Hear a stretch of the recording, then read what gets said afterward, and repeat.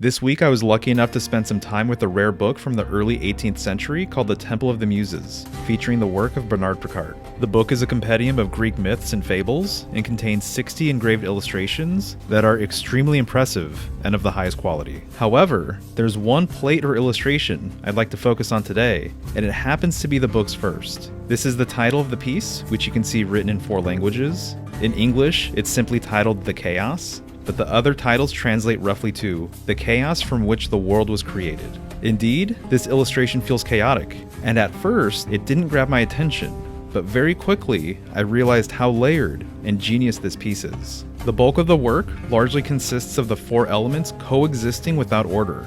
Within this chaos, there's a number of smaller illustrations that tell a deeper story, and it's absolutely brilliant. There's certainly a lot to break down, but the main thing I'd like to point out is that there are illustrated pairs seen throughout this piece. As an example, in the upper right, you can see a woman holding a palm branch and standing on 2 fish. This is symbolic of Virgo and Pisces, which are polarities of each other and sit across from one another on the ecliptic. Below, you'll see what looks like a broken scale with the young ram. This represents Aries and Libra. To the left, you'll notice a scorpion and a bull, symbolic of Scorpio and Taurus. Below, you'll see a centaur shooting an arrow at a pair of twins. This, of course, is a representation of Sagittarius and Gemini. To the left, there's a heavily shaded sea goat and crab, representing Capricorn and Cancer. And lastly, there's an illustration of a man pouring water into the mouth of a lion, symbolic of Aquarius and Leo. Also, notice that each sign is sitting on top of a piece of the ecliptic.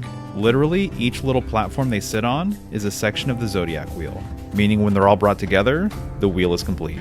So while this illustration is chaotic, the elements are of a higher order. It reminds me of a puzzle before it's put together. All of the pieces are there, but they're scattered about.